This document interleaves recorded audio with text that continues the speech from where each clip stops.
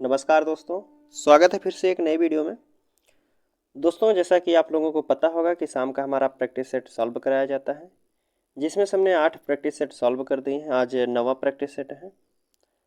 और अगर इससे पहले का आप वीडियो नहीं देखे हैं तो 9 प्रैक्टिस जो 8 प्रैक्टिस सेट अपलोड किया गया है, अगर उसको नहीं देखे हैं तो डिस्क्रिप्शन में आपको लिंक मिल जाएगा प्लेलिस्ट का। आप वहाँ से जाके हर एक वीडियो को क्रमागत से देख सकते हैं। ठीक दोस्तों, और यह जो हमारी क्लास होती है शाम 3:30 बजे रोज़ डेली होती है दोस्तों प्रैक्टिस सेट की। और इससे पहले दोपहर 12:30 बजे हिंदी की क्लास होती है। सुबह में करंट अफेयर की क्लास होती है। रोज़ 3 क्लास लिया जाता है दोस्तों यूपी ट्रिपल एस सी पेट एग्ज़ाम के लिए, क्योंकि एग्ज़ाम भी नज़दीक आ चुका है दोस्तों। 28-29 अक्टूबर को है एग्ज़ाम। तो चलिए आज का हम प्रैक्टिस सेट सॉल्व करते हैं, 9वां प्रैक्टिस सेट। तो इसमें आज का पहला प्रश्न है, कह रहा है कि निम्नलिखित हड़प्पीय स्थलों में से कौन सा मन का निर्माण करने के लिए एक विशिष्ट केंद्र था। मनका कहाँ बनाया जाता था दोस्तों? हड़प्पा सभ्यता में। हड़प्पा सभ्यता की जो थी हड़प्पा कालीन स्थलों में से कहाँ जो है मन का निर्माण किया जाता था? लोथल में, बालाकोट में, अमारी में, या फिर कोटदीजी में। तो इसका सही आंसर जो होगा दोस्तों आपका, जो मन का निर्माण किया जाता है, मन का बनाया जाता था, यह आपका लोथल में बनाया जाता है। मन का निर्माण का एक विशिष्ट केंद्र जो था लोथल था। लोथल की बात करें दोस्तों तो लोथल किस नदी के किनारे है? लोथल आपका भोगवा नदी के किनारे है। किसके नदी के किनारे? भोगवा नदी के किनारे। अब बात करें लोथल को और किस नाम से जाना जाता है? लोथल को दोस्तों गोदीवाड़ा बंदरगाह भी मिला है यहाँ से। क्या है? गोदीवाड़ा बंदरगाह। तुम्हारा जो होगा ऑप्शन ए सही होता है। अगले प्रश्न की बात करते हैं। इसमें पूछ रहा है दोस्तों कि किस वेद में जादुई माया और वशीकरण का वर्णन मिलता है? जादुई माया और वशीकरण का वर्णन मिलता है किस यह वेद में दोस्तों? ऋग्वेद में, यजुर्वेद में, सामवेद में, अथर्ववेद में। तो जादुई माया वशीकरण का जो वर्णन मिलता है यह आपका अथर्ववेद में मिलता है। किसमें मिलता है? ऑप्शन डी होता है अथर्ववेद में। सामवेद की बात करें दोस्तों तो सात से सामवेद, सात से संगीत से संबंध है इसका। यजुर्वेद की बात करें तो या से यजुर्वेद, या से यज्ञ के लिए है। यजुर्वेद में जो है यज्ञ का वर्णन दिया गया, सामवेद में संगीत का। बात करें ऋग्वेद में तो ऋग्वेद में किसका वर्णन है? आप कमेंट करके बताइए। अगला प्रश्न इसमें पूछ रहा है कि निम्नलिखित अभिलेखों में से किसमें अशोक का नामोल्लेख मिलता है? जो सम्राट अशोक का नाम है किस अभिलेख से मिलता है अशोक नाम? गुर्जरा अभिलेख से, अहरौरा अभिलेख से, ब्रह्मगिरी अभिलेख से, या फिर सारनाथ अभिलेख से। तो इसका सही आंसर जो होगा दोस्तों, अशोक का नामो उल्लेख जो मिलता है यह गुर्जरा अभिलेख से। गुर्जरा अभिलेख के साथ साथ दोस्तों मास्की का अभिलेख है, निट्टूर का अभिलेख। इनमें जो है सम्राट अशोक का अशोक नामो उल्लेख मिलता है। गुर्जरा अभिलेख की बात करें तो यह कहाँ है? यह है आपका मध्य प्रदेश में। कहाँ है? मध्य प्रदेश में। अगले प्रश्न की बात करते हैं तो इसमें पूछ रहा है दिल्ली के किस सुल्तान ने ब्राह्मणों पर भी जजिया कर लगाया था? दिल्ली का कौन सुल्तान था जो ब्राह्मणों पर भी जजिया कर लगा दिया था? बलबन था, फिरोज शाह तुगलक ने, अलाउद्दीन खिलजी, या मोहम्मद बिन तुगलक। तो दिल्ली सुल्तान का एकमात्र शासक था जो ब्राह्मणों पर भी जजिया कर लगाया, वह फिरोज शाह तुगलक था। ऑप्शन बी हमारा होगा कि फिरोज शाह तुगलक एकमात्र जो शासक था दिल्ली सल्तनत का, ब्राह्मणों पर भी जजिया कर लगाया था। ठीक। अगले प्रश्न की बात करें तो यह कह रहा दोस्तों कि इसमें है 5वां नंबर का प्रश्न कि भारत में 1613 ईस्वी में अंग्रेजों ने अपनी पहली फैक्ट्री कहाँ स्थापित की थी? जो 1613 ईस्वी में अंग्रेजों ने अपनी पहली फैक्ट्री कहाँ स्थापित किया था? गोवा में, बंगाल के हुगली में, या आरकटा में, या फिर सूरत में। तो जो अंग्रेजों द्वारा पहली फैक्ट्री लगाई गई थी 1613 ईस्वी में, यह लगाई गई थी दोस्तों आपके सूरत में। कहाँ थी? सूरत में। ऑप्शन डी हमारा सही होगा। अगले प्रश्न की अगर बात करें तो इसमें पूछ रहा है, इसमें है कि किस अधिनियम में पहली बार भारत के लिए संघीय संरचना प्रस्तुत की गई थी? किस अधिनियम में पहली बार भारत के लिए संघीय संरचना प्रस्तुत की गई थी? 1909 का अधिनियम, 1919 का अधिनियम, 1935 का अधिनियम, या 1947 का अधिनियम। तो भारत के लिए संघीय संरचना प्रस्तुत की गई थी दोस्तों, यह 1935 के अधिनियम में। ऑप्शन जो होगा ऑप्शन सी हमारा होगा 1935 के अधिनियम में। अगले प्रश्न की बात करते हैं तो इसमें पूछ रहा है कि सुभाष चंद्र बोस ने सिंगापुर में दिल्ली चलो का नारा कहाँ से दिया था, कब दिया था दोस्तों, यह पूछा है कि सुभाष चंद्र बोस ने सिंगापुर में दिल्ली चलो का नारा दिए थे, कब दिए थे, 1942 में, 1943 में, 1944 में या 1945 में। तो सिंगापुर में सुभाष चंद्र बोस जो है यह अपना 1943 में कहते हैं दिल्ली चलो का नारा दिए थे। दिल्ली चलो का नारा सुभाष चंद्र बोस जो है सिंगापुर से 1943 में दिए थे कि दिल्ली चलो का नारा, और आज़ाद हिंद फौज के संस्थापक भी थे सुभाष चंद्र बोस। अगले प्रश्न की बात करें दोस्तों तो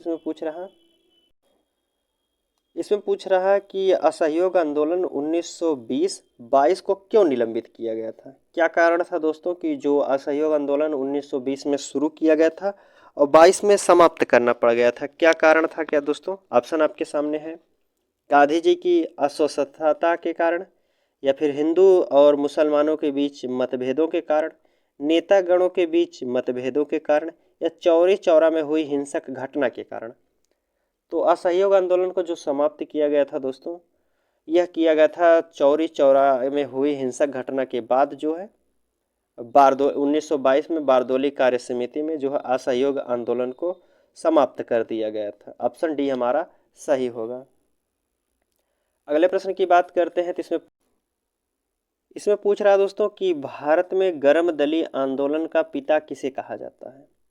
भारत में जो है गर्म दली आंदोलन का पिता किसे कहा जाता है, मोतीलाल नेहरू को, गोपाल कृष्ण गोखले को, वल्लभ भाई पटेल को, या फिर बाल गंगाधर तिलक को कहा जाता है। तो गर्म दल का जो आंदोलन का पिता कहा जाता है दोस्तों, यह आपके बाल गंगाधर तिलक को कहा जाता है। किसको, बाल गंगाधर तिलक को कहा जाता है कि यह गर्म दल आंदोलन के पिता थे। इनके साथ साथ दोस्तों लाला लाजपत राय का भी नाम आता है, बिपिन चंद्र पाल का भी नाम आता है। अगले प्रश्न की बात करते हैं तो इसमें पूछ रहा है, पृथ्वी पर दो स्थानों की स्थिति में देशांतरी का अंतर जो होता है 15 डिग्री का होता है, और स्थानीय समय में कितना अंतर होता है। 15 डिग्री बराबर कितने घंटों का अंतर होता है, 1 घंटे का, 2 घंटों का, 5 घंटे या फिर 15 घंटे। तो 15 डिग्री बराबर जो अंतर होता है दोस्तों 1 घंटे का अंतर होता है। अगले प्रश्न की बात करते हैं, इसमें पूछ रहा है कि कौन सी अक्षांश रेखा जो है भारत के मध्य से होकर गुजरती है। भारत के बीचों बीच से कौन सी रेखा गुजरती है, कर्क रेखा, मकर रेखा, विषुवत रेखा, या फिर आर्कटिक रेखा। तो भारत के मध्य से होकर जो गुजरती है रेखा वह कर्क रेखा है। कर्क रेखा भारत के कितने राज्यों से होकर गुजरती है, तो यह दोस्तों आपकी गुजरात, देखिए गुजरात, राजस्थान, मध्य प्रदेश, छत्तीसगढ़ और आपका क्या हुआ झारखंड। झारखंड के बाद क्या है वेस्ट बंगाल, उसके बाद कौन है त्रिपुरा है, और त्रिपुरा के बाद कौन है मिजोरम है। तो कितने राज्य हो गए, एक, काउंटिंग करते हैं 1 2 3 4 5 6 7 8। तो कर्क रेखा जो है भारत के 8 राज्यों से होकर गुजरती है। कौन कौन से, गुजरात, राजस्थान, मध्य प्रदेश, छत्तीसगढ़, झारखंड, पश्चिम बंगाल, त्रिपुरा, मिजोरम। तो ऑप्शन कौन सा हमारा होगा, कर्क रेखा जो है भारत के बीचों बीच से होकर गुजरती है, ऑप्शन ये हमारा सही होगा। अगले प्रश्न की बात करते हैं,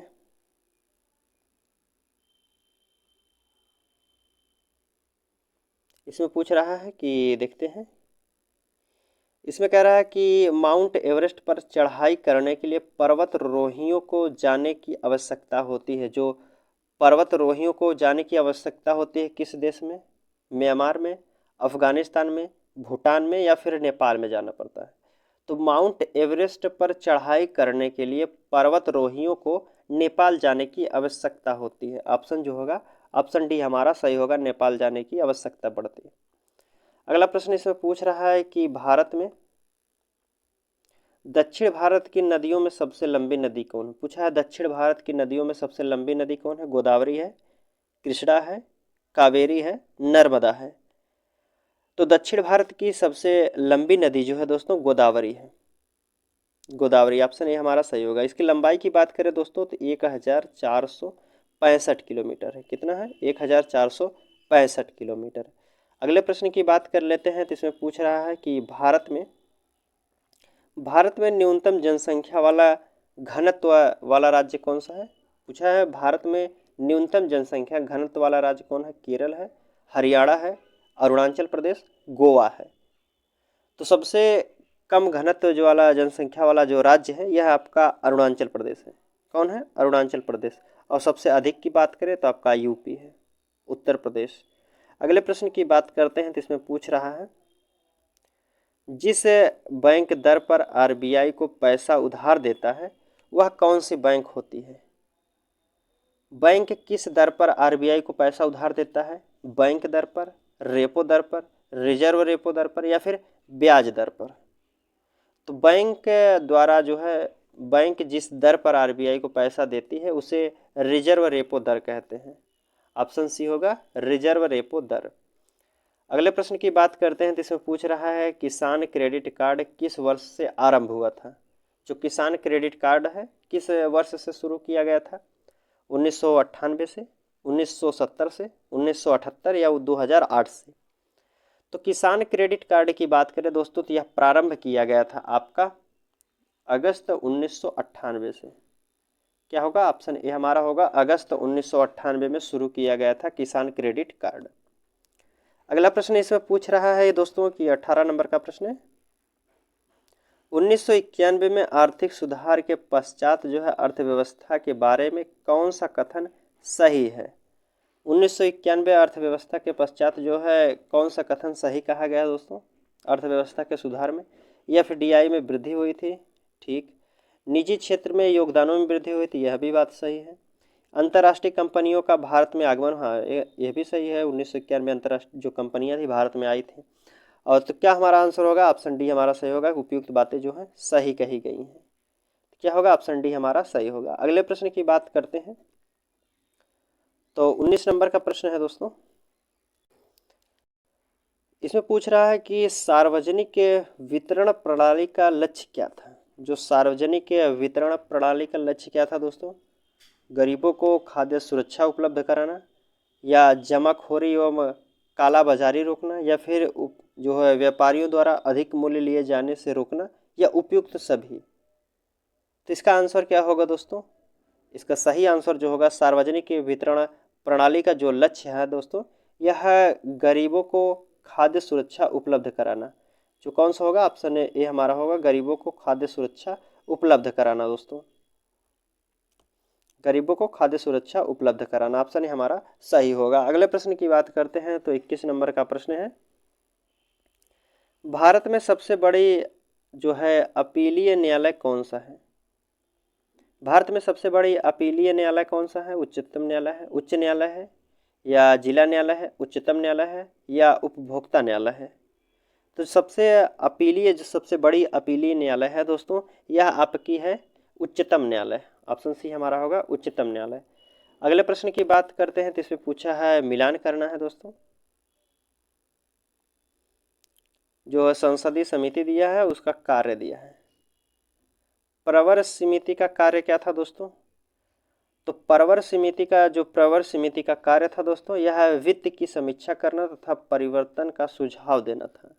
ऑप्शन 2 में मिलेगा हमारा। लोक सेवा समिति का क्या काम था? तो लोक सेवा समिति का जो कार्य था दोस्तों यह सरकारी पैसा सही ढंग से खर्च करना था। जो लोक सेवा समिति का कार्य था दोस्तों यह सरकारी पैसा सही ढंग से खर्च हुआ है या नहीं हुआ इसकी जांच करता था। और प्राक्कलन समिति की बात करें तो यह बजट में विभागीय व्यय की जांच करता था। जो बजट में विभागीय व्यय की जांच करता था प्राक्कलन समिति। तो हमारा ऑप्शन क्या होगा? ऑप्शन देख लेते हैं। पहले का दूसरा है, दूसरे का तीसरा। पहले का दूसरा, दूसरे का तीसरा। तो ऑप्शन जो होगा ऑप्शन डी हमारा दिया गया है। पहले का पहला, दूसरे का तीसरा और तीसरे का पहला। अगला प्रश्न इसमें पूछ रहा है कि लोकसभा अध्यक्ष अपना त्यागपत्र किसको देते हैं? जो लोकसभा अध्यक्ष होते हैं अपना त्यागपत्र किसको देते हैं? राष्ट्रपति को, उपराष्ट्रपति को, प्रधानमंत्री को, या लोकसभा उपाध्यक्ष को? तो लोकसभा अध्यक्ष जो होते हैं अपना त्याग पत्र देते हैं या लोकसभा के उपाध्यक्ष को अपना त्याग पत्र देते हैं। ऑप्शन डी हमारा सही होगा। अगले प्रश्न की बात करते हैं तो 24 नंबर का प्रश्न इसमें पूछ रहा है, कह कि कारखानों अथवा खानों में कोई व्यक्ति नियुक्ति नहीं किया जा सकता जब तक उसकी आयु जो है 14 वर्ष से कम है। ऑप्शन ही होगा 14 वर्ष से कम है दोस्तों। तो कोई व्यक्ति जो है 14 वर्ष से कम का अगर है तो वह खानों में और कारखानों में नहीं काम पे लगाया जा सकता। किस अनुच्छेद में यह बातें कही गई हैं दोस्तों? तो यह आपका अनुच्छेद जो है 24 में कहा गया है कि कोई भी लड़का अगर है 14 वर्ष से कम है तो वह कारखानों अथवा खानों में नियुक्त नहीं किया जाएगा। अगला प्रश्न इसमें पूछ रहा है 25 नंबर का कि जिले में माध्यमिक विद्यालयों की व्यवस्था देखता है। जो जिले में माध्यमिक विद्यालयों की व्यवस्था देखता है कौन देखते हैं? जिला विद्यालय निरीक्षक, बेसिक शिक्षा अधिकारी या उप जिला अधिकारी या मुख्य विकास अधिकारी। तो जिले में जो माध्यमिक विद्यालयों की व्यवस्था देखते हैं यह आपके जिला विद्यालय निरीक्षक होते हैं। जिला विद्यालय निरीक्षक, ऑप्शन ए हमारा सही होगा। अगले प्रश्न की बात करते हैं तो 26 नंबर का प्रश्न पूछ रहा है कि साबुन कपड़ों की बेहतर सफाई में क्यों सहायक होता है? जो साबुन होता है कपड़ों की सफाई में क्यों बेहतर होता है, क्यों सहायक होता है दोस्तों? यह घोल के पृष्ठीय तनाव को कम कर देता है या यह गंदगी को अवशोषित कर लेता है, यह घोल को शक्ति देता है या डी ऑप्शन है साबुन उत्प्रेरक की तरह पर काम करता है। तो ऑप्शन जो हमारा होगा इनमें सही कि साबुन कपड़ों की बेहतर सफाई में क्यों सहायक होता है, तो इसमें जो होता है इसका सही आंसर दोस्तों यह घोल के पृष्ठीय तनाव को कम कर देता है। ऑप्शन ए हमारा होगा घोल के पृष्ठीय तनाव को कम कर देता है, इसलिए जो है कपड़ों को साफ किया जा सकता है साबुन से। अगला प्रश्न इसमें पूछ रहा है कि 27 नंबर का, कह रहा कि प्रत्यावर्ती धारा को दृष्टि धारा में किसके द्वारा बदला जा सकता है? जो प्रत्यावर्ती धारा को दृष्टि धारा में किसके द्वारा बदला जा सकता है? फिल्टर को या रेक्टिफायर को? अगला ऑप्शन आगे है, तो इसी में आंसर है रेक्टिफायर द्वारा जो है प्रत्यावर्ती धारा को दिष्ट धारा में बदला जा सकता है। तो क्या होगा आंसर? रेक्टिफायर द्वारा। ऑप्शन बी हमारा सही होगा। अगले प्रश्न की बात करते हैं, इसमें है कि गोताखोर सांस लेने के लिए किन गैसों के मिश्रण का प्रयोग करते हैं? जो गोताखोर होते हैं सांस लेने के लिए कौन सी गैस के मिश्रण का प्रयोग करते हैं? ऑक्सीजन तथा नाइट्रोजन, ऑक्सीजन तथा हाइड्रोजन या ऑक्सीजन तथा हीलियम का प्रयोग करते हैं या ऑक्सीजन तथा आर्गन का? तो जो गोताखोर होते हैं सांस लेने का जो गैस का प्रयोग करते हैं या करते हैं ऑक्सीजन तथा हीलियम का प्रयोग, ऑक्सीजन तथा हीलियम का प्रयोग करते हैं सांस लेने में गोताखोर। तो ऑप्शन क्या होगा? ऑप्शन सी हमारा सही होगा। अगले प्रश्न की बात करते हैं, इसमें पूछ रहा है कि इमली में कौन सा अम्ल पाया जाता है? इमली में कौन सा अम्ल पाया जाता है दोस्तों? ऑप्शन आपके सामने है एसिटिक अम्ल, साइट्रिक अम्ल, टार्टिक अम्ल या फिर अकजैकिक अम्ल होता है, अकजैलिक अम्ल। तो इमली में जो अम्ल पाया जाता है दोस्तों यह टार्कटिक अम्ल पाया जाता है, टार्टिक अम्ल। अगले प्रश्न की बात करते हैं तो इसमें पूछ रहा है दोस्तों, इसमें कह रहा है कि मानव आहार में पालिश किए हुए चावल के उपयोग से निम्नलिखित में से रोग हो सकता है। कौन सा रोग हो सकता है दोस्तों? सूखा रोग, रक्त जो है रक्ताल्पता होता है या फिर बेरी या घेंघा रोग हो सकता है। तो जो मानव आहार में पालिश किए हुए चावल के उपयोग से बेरी का रोग जो होता है हो सकता है दोस्तों। हिंदी का प्रश्न यहाँ से शुरू होता है हमारा दोस्तों। इसमें पूछा है दिग्दर्शन का संधि विच्छेद क्या होगा? दिग्दर्शन का संधि विच्छेद क्या होगा? तो इसका सही संधि विच्छेद होता है दोस्तों दिक् प्लस दर्शन। दिक् प्लस दर्शन व्यंजन संधि होता है इसमें दोस्तों, और का जो है अपने से तीसरे वर्ग में बदल जाता है। दिक् दर्शन में जो का है अपने का तीसरे वर्ग में बदल जाता है, दिग्दर्शन हो जाता है। तो दिग्दर्शन का संधि विच्छेद होता है दिक् दर्शन। ऑप्शन डी हमारा सही होगा। अगला प्रश्न पूछा है सूक्ष्म का विलोम क्या होता है? सूक्ष्म का विलोम होता है दोस्तों स्थूल होता है। ऑप्शन ए हमारा होगा सूक्ष्म का विलोम जो होता है स्थूल होता है। अगला प्रश्न है इसमें पूछ रहा है निम्नलिखित में से कौन सा मस्तिष्क का पर्यायवाची शब्द है? जो मस्तक का पर्यायवाची क्या होगा दोस्तों? लाल होगा, लालिमा होगा, ललाट होता है या फिर ललाई होता है। मस्तक का जो पर्यायवाची होता है इन ऑप्शनों में से दोस्तों आपका ललाट होता है मस्तक का पर्यायवाची। ऑप्शन सी हमारा सही होगा। अगले प्रश्न की बात करते हैं तो 39 नंबर का प्रश्न पूछ रहा है, दूसरे की बातों में दखल देना के लिए एक शब्द में क्या कहते हैं? जो दूसरों की बातों में दखल देता है उसके लिए एक शब्द में क्या कहते हैं? हस्तक्षेप कहते हैं, आक्षेपी कहा जाता है या फिर दूरदर्शी कहा जाता है या उपकारकारी कहा जाता है। तो जो दूसरों की बातों में दखल देना कर देखा दस जो है दखल दिया करते हैं उन्हें कहा जाता है हस्तक्षेप। ऑप्शन ए हमारा होगा, हस्तक्षेप कहा जाता है। अगले प्रश्न की बात करें तो 40 नंबर का प्रश्न है, हिंदी साहित्य का भूमिका लेखक कौन है? हिंदी साहित्य का भूमिका के लेखक कौन है दोस्तों? रामचंद्र शुक्ल है, डॉक्टर राम कुमार शर्मा है या हजारी प्रसाद द्विवेदी जी हैं या रामविलास शर्मा है। तो भूमिका के लेखक की बात करें दोस्तों तो हजारी प्रसाद द्विवेदी जी हैं। ऑप्शन सी हमारा सही होगा। अगला प्रश्न देखते हैं, इसमें पूछ रहा है कि चारा बिजाई योजना किस राज्य में शुरू की गई है? जो चारा बिजाई योजना है किस राज्य ने शुरू की है? आंध्र प्रदेश, तमिलनाडु, पंजाब, हरियाणा। तो चारा बिजाई जो योजना है यह दोस्तों आपकी हरियाणा राज्य ने शुरू किया है। ऑप्शन डी हमारा होगा, हरियाणा राज्य। अगले प्रश्न की बात करते हैं, इसमें पूछ रहा है कि हाल ही में किस भारतीय मूल को कनाडा का सर्वोच्च नागरिक के सम्मान अवार्ड ऑफ द कनाडा से सम्मानित किया गया है?